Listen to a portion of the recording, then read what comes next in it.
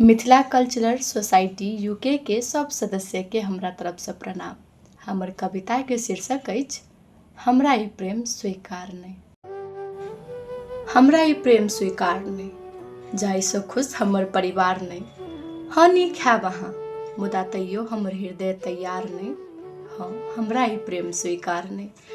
एक हाथ में खौलल तेल तो एक हाथ में तेजाब ल बैसल अछि ई समाज। जँ करब अंतर्जातीय प्रेम त ताना सँ जरात ई समाज।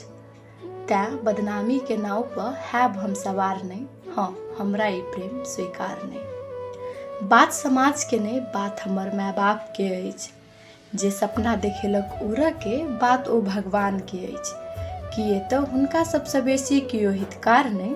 हाँ हमरा ई प्रेम स्वीकार नहीं रुकू हमरा पर, आब अहाँ मुड़ि जाओ। जाओ अहाँ अपन घर घुरि जाओ। हम नहीं राखब धोखा में, किए तऽ ओइसँ पैघ कोनो अपराध नहीं। लाख कोशिश कऽ लिअ, मुदा हमरा ई प्रेम स्वीकार नहीं।